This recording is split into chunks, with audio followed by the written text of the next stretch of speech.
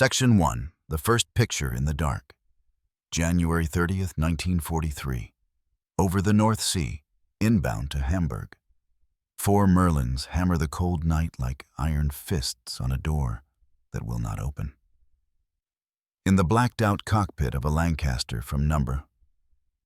35 Squadron Pathfinder Force, Flight Lieutenant Arthur Jock McEwen leans into the drift of an invisible wind. Frost flowers creep along the side windows. The heated windscreen in front of him is a small, trembling oval of clarity. Behind his shoulder, the intercom crackles with clipped RAF vowels and the rustle of oxygen masks. Nav Jock asks, voice steady but tight. "Confirm the turn point. Stand by," says Flying Officer Ted Rawlings, the navigator, his pencil scratching across a chart pinned to the table by rubber bands. Dead reckoning, a snaking line of times and vectors. On another night, he would trust only the wind triangles and the G chain, triangulating off bursts of British pulses. But tonight, beneath the Lancaster's belly, a new organ hums. In the wireless nook, Sergeant Alan Peters, H-2S radar operator, draws closer to the circular cathode ray tube. It is the color of a midnight pond. A rotating trace sweeps, steady and unhurried. Alan is 22, a radio amateur before the war, and on his first operational use of the device the boffin swore would show you the Earth itself. He cups his gloved hands around the hood and peers. A faint horseshoe, no, a broken scimitar waxes into being on the edge of the scope. The North Sea coasts up from black, a smear of scatter brightening into a coastline. In the middle distance, he begins to see grainy returns, islands and the saucer edge of a river mouth. H-2S picture coming in, he says, amazed at how calm he sounds. I have shoreline, likely the Elbe estuary, contrast improving, range 15, the bomb aimer. Pilot Officer Frank Haley wriggles forward in the nose, his breath fogging the Aldi's sight. Through this muck, he mutters. Cloud has stacked from 5 to 10,000 feet. A layered, sullen lid. Far below there is nothing. No moonlight, no sea. Only the aircraft's own vibration and the low moan of slipstream through the aerials. Visual 0, Frank adds. If we do this, it's your new magic box. Alan strokes the gain, adjusts the time base. The returns strengthen. The scope blooms with a ghostly topography, the coastline bright where waves break and wet sand glitters in radio. The river a dark slit curving inland. Feeder streams like cracks in old porcelain. Inland, a blot a city's backscatter thickens and pulses as the dish beneath the aircraft's ventral blister turns, painting the Earth with centimetric radar. He swallows. It is there. Undeniable. Hamburg, or the approach to it. A map drawn not by sun and shadow, but by the electrical whisper of things that reflect. Pilot, H-2S confirms we are right of track. Alan says, eyes fixed, recommend starboard 10. That should put us over the river at target time. Starboard 10, Jock repeats, banking gently. The aircraft tilts, the horizon, which no one can see, tips with it. Over the intercom come other voices, other bombers, distant and tinny. The code names of 100 crews threading the same dark. Somewhere ahead, the Pathfinders will mark. Somewhere behind, main force will ride in on the burning arrows. Wireless, Jock says. Any word on flak reports of light over the approaches, replies Sergeant Bill Yates, hunched at his set, heavy likely concentrated around the city proper. Night fighters operating Zamsau, inland controllers vectoring by ground radar. Keep your eyes peeled. The mid-upper gunner, Flight Sergeant Mac McIver, rotates his turret, the twin Brownings following an arc of nothing. Eyes peeled, he says. All I see is cold. The Lancaster lumbers forward. At 10,000 feet. They punch into a pall of clouds so deep, the cockpit lights seem to detach and float before them. Instruments swim, artificial horizons steady. Gyro compass humming, altimeter ticking. It is like flying inside a stone. The only view of the world is the green halo of Alan's scope and the warm, living bodies within the bomber. Alan, says Ted. The navigator. Voice softer now. Respect hardening into belief. Give me a fix from the river bend. Fix plotted. Alan replies. Recommend time on target adjustment +2. His finger traces the bright smear of the Elbe's dogleg where it meets the docks. The city return is monstrous now. A fat coin of light on the tube, ragged at the edges where suburbs fade into fields. Reflections stitch the railway embankments. Bridges show like spokes on a wheel. Bomb doors will not open if we can't identify. Frank warns from the nose. The protocol is in his bones. But even he cannot keep the doubt from breaking. We'll identify, Jock says, more to himself than the others. We didn't come all this way to drop in a field. The cloud thins suddenly, a gray that is barely not black, and then bright seams spear upward. Orange filaments like nerves exposed in the night, first flak bursts. Then the distant, flicker-fast lightning of fires that other crews have started to coax awake. The aircraft shudders. The first heavy guns feel for them, the blue-white pops climbing the altitudes. Hold her steady. Mac calls. Tracers below. They're blind as we are. No, Alan whispers. Not into the intercom this time. We aren't blind anymore. He rides the scope. The shoreline is behind them now. The city fills the tube. At the center of the return, the radar paints the heart of Hamburg brighter than breath docks and warehouses and the tight geometry of streets. He gives the final corrections, murmured like a prayer. And the pilot and navigator execute as if H2S were an old friend. Not a wonder child barely out of the laboratory. Somewhere below, men crane up at the sound of engines they cannot see. Somewhere above, a night fighter hunts a contrail that does not exist. Bomb doors open, Frank reports, voice suddenly flat, the ritual taking over. Steady, steady. The sight is useless in the cloud. The aiming point is an echo on an oscilloscope. But the path of the Lancaster is true. The new machine has drawn a path through the night that the eye cannot. The red lamps flick. The bomb load drops. A sensation in the gut and a lift in the wings. Jock holds the course seconds longer, then hauls the bomber onto the exit, heading. Home, he says. The word not a place, but a direction. Behind them. The cloud boils briefly with the orange beat of detonations, muffled and distant. In the operator's hood, the city fades off the edge of the scope, slipping into the dark like a ship leaving harbor. First picture, Alan says, finally letting the wonder color his voice. We actually saw it. You did, Jock answers, and the rest of us believed you. Outside. The guns search empty sky. Inside, men are suddenly older, as if they have stepped over a line only they can see. Section 2, the spark in Birmingham, the storm at Hamburg. The room had smelled of warm bakelite and damp wool. February 1940, University of Birmingham, Department of Physics. Two young physicists, John Randall and Harry Boot, stood over a metal cylinder no longer than a forearm. It was ugly in the way that tools are ugly copper cavities like organ pipes cut short. A magnet's field caging the invisible. They had been told it was impossible to make a radar both powerful and short-waved enough to draw the world with fine strokes. Then their cavity magnetron sang. A tone no ear could hear. a 10-centimeter whisper carrying power in kilowatts. On the bench, a meter twitched. In their faces, the faint light of an idea becoming real.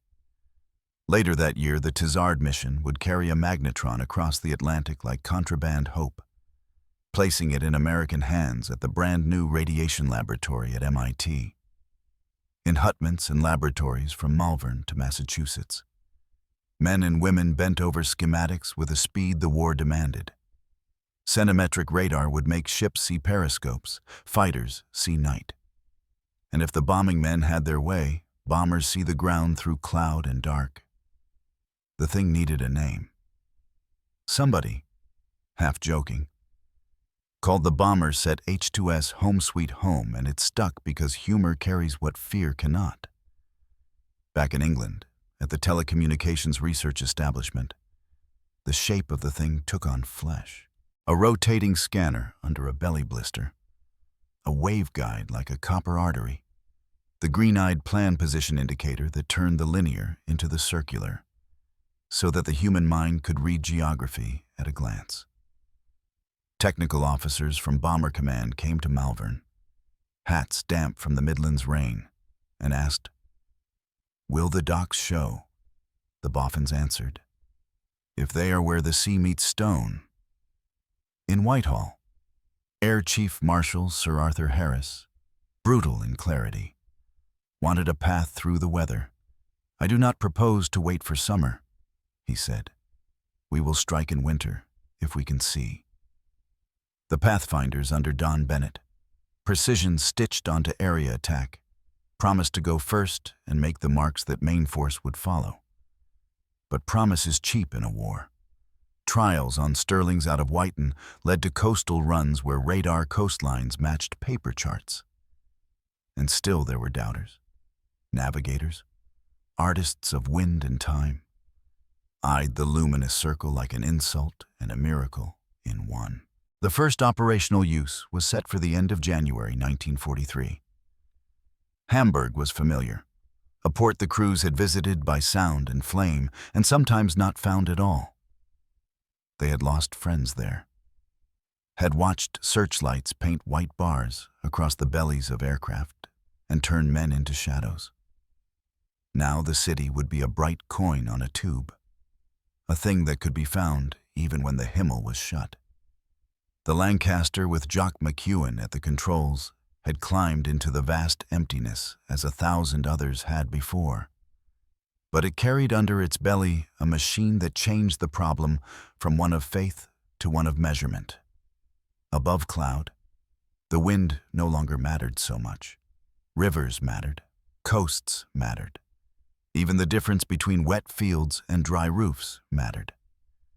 The bomb aimer went forward and found himself pointing at a brightness you could not see with eyes. "Are you sure of this?" Frank had asked Alan before takeoff. "I am sure of what it draws," Alan had replied, tapping the hooded scope. "And if it lies, it will lie the same way each sweep." And that is a kind of truth. At Hamburg that night, they did not break the city. They proved a method. A path through January's iron sky became real. When they landed at Grimsby in the bruise-colored morning, ground crew hunched their shoulders against the wind and peered up into the radome as if the black blister could answer questions. The debriefing room smelled of tea and fatigue. A squadron leader pinned an aerial photograph to the board and laid a grease pencil across it. "Compare with the operator's log," he said. Alan felt suddenly like a very small hinge on which an immense door had swung. The hinge would creak open wider in summer. July 24-30, 1943. Operation Gomorrah.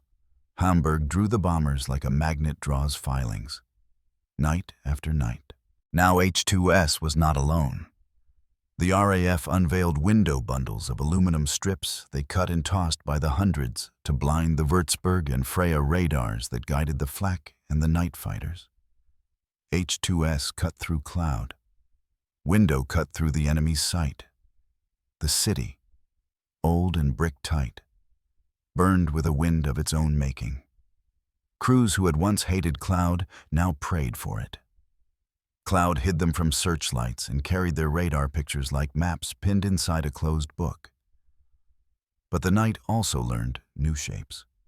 German controllers adapted, sending Zame-Sao night fighters into the bomber's stream under ground control, and later Wild Sao free-roving single-seat fighters using fires as beacons.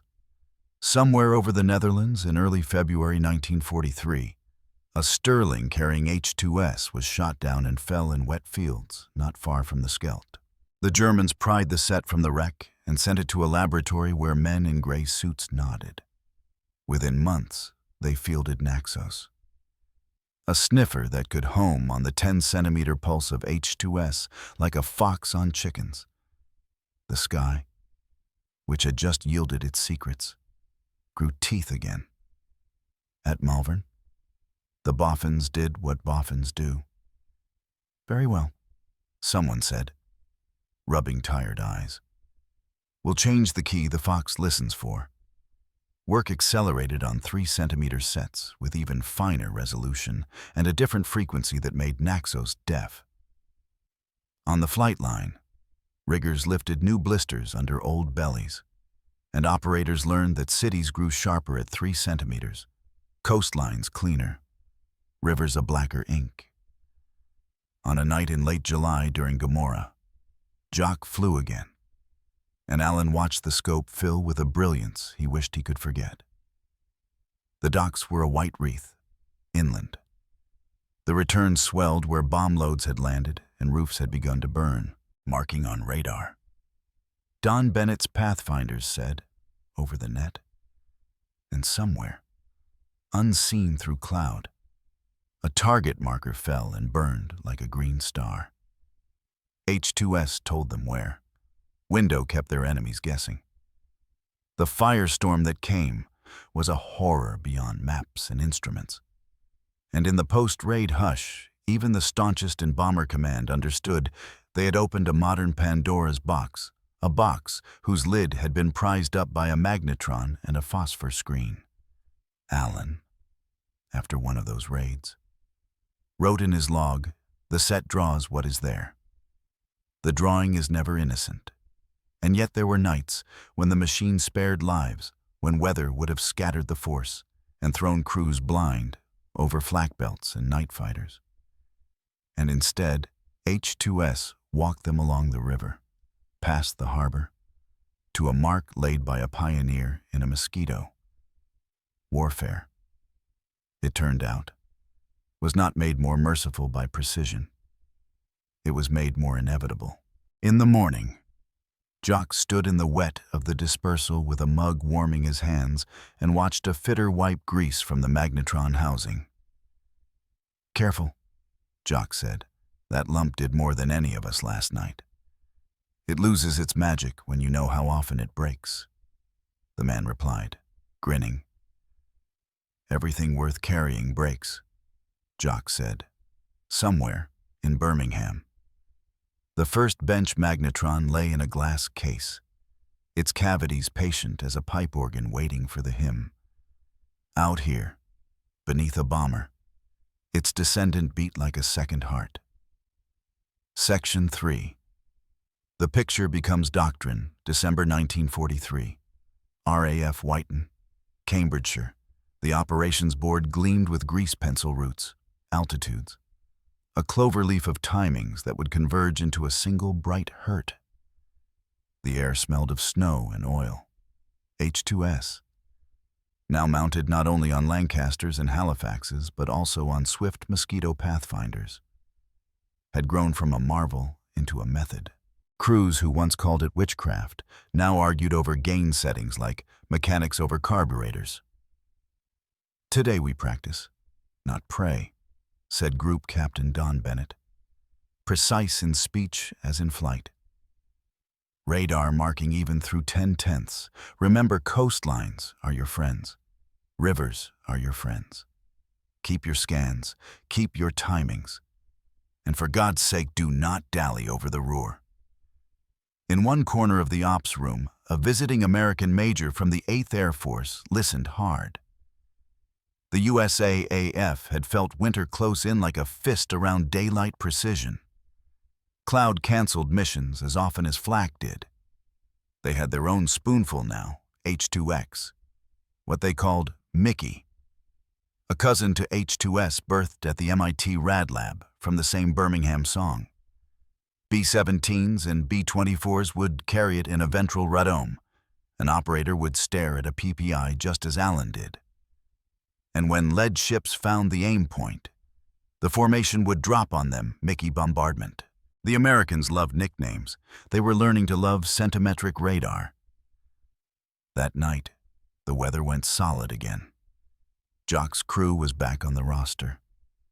A briefing officer pointed at a masked photograph, then at a map, then back at the photograph. "What you will see is not this," he said, tapping the glossy paper. "What you will see is a shape on your tube. Train your mind to make them the same." They did. Over the Ruhr, a quilt of clouds smothered mines and mills and the tidy rows of workers' houses. The river twisted below, a moving seam in the weave that the radar made unmistakable. Allen talked them in like a harbor pilot. "There's your bend.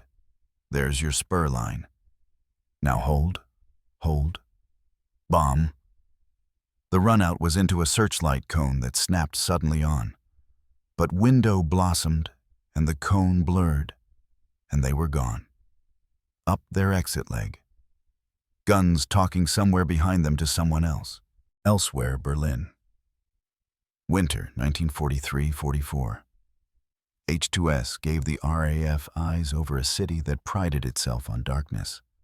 The night fighters came in savage packets now, aided by Naxos sniffers riding behind them. Crews learned a new dread, the soft hiss in the headphones that could mean a 10-centimeter predator nosing their trail. Engineers answered with H-2S Mach 3, 3-centimeter sets that shrank the wavelength and sharpened the picture. Operators whispered that the cities looked almost too sharp at Three Rivers, like ink poured by a careful hand. Docks like teeth. By 1944, the picture had left the niche of merely finding a city and stepped into doctrine. Mosquito B, XX, and BX. Pathfinders used H-2S to place Parramatta and Wanganui markers through bad weather, dictating aim points to the second, calling main force down the pipeline of time. The method ramified oboe for blind marking by distant radio beams, G for en route fixes and distribution, H-2S for the last, fateful conversion of air to ground. Crews joked that if you took away the radio waves, they would fall out of the sky. But the machine's reach was not only destructive. In coastal commands, ASV Mach 3 sets born from the same Magnetron found U-boats playing snorkel at night. In the far Pacific, centimetric radars on ships swatted aircraft before pilots even saw the wake. Technology had a way of multiplying in the dark, each invention casting twins. On a spring evening in 1944, Jock's Lancaster ferried to a maintenance unit. The ground crew dropped the H-2S blister, exposing the scanner, a dish modest as a tea tray. Allen came to watch the fitters manhandle the waveguide. Copper dull with fingerprints. "Hard to believe this is what draws Hamburg," he said. "It isn't," one fitter replied, eyebrows up. "Hamburg draws itself. This just lets you look." That summer, as the Allies broke out from Normandy and crossed France, H-2S pictures of the Seine and Loire ferried night missions to smash bridges and marshalling yards the instant weather turned sodden.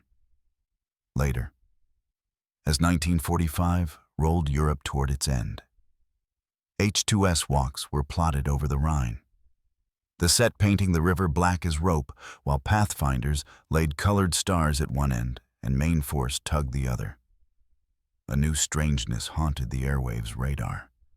Countermeasures piled upon countermeasures. chaff upon chaff, deception beacons ghosting where cities should be, and clever men in caravans playing chess at the speed of light.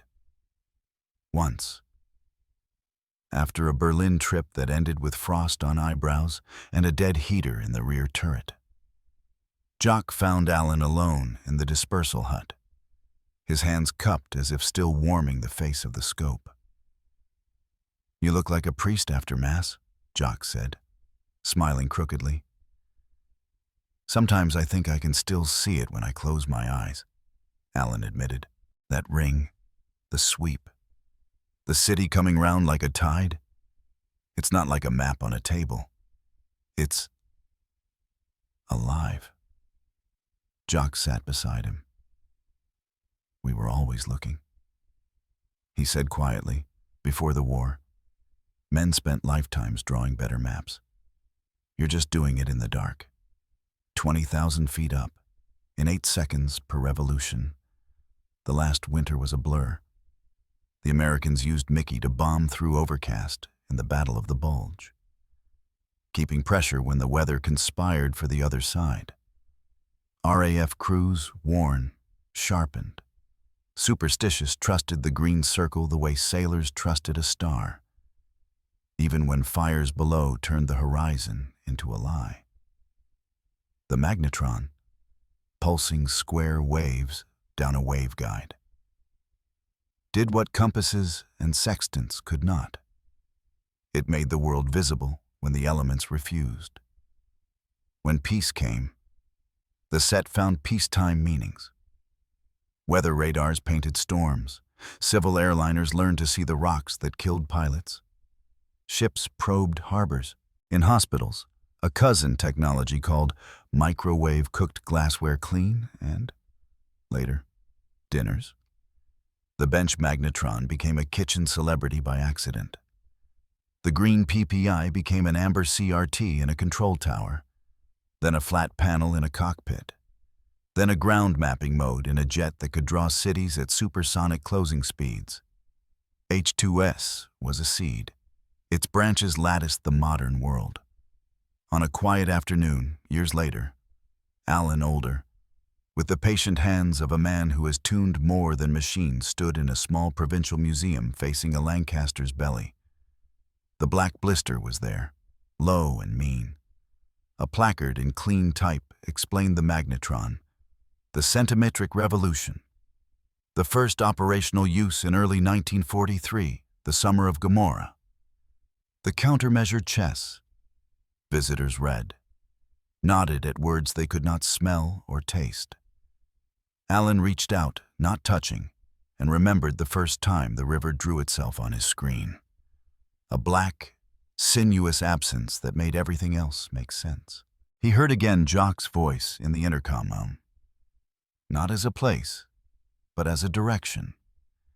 The Magnetron had given them a way to find that word in weather and darkness, even as it carried them deeper into war's heart.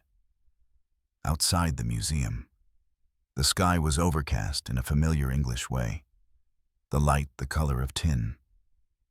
He smiled at it, as if recognizing an old antagonist. In some hangar somewhere, a preserved set might still pulse if you fed it, still draw coastlines on a green pond. The world would bloom again, coasts bright, rivers dark, cities afat. Ragged coin and a crew of ghosts would lean in, trusting a song at 10 and then 3 centimeters, trusting a picture born not of light, but of radio. Ready a guide asked him, not knowing who he was or what he had once seen. Always, Alan said, and turned toward the door, into the weather he had learned, once, to see.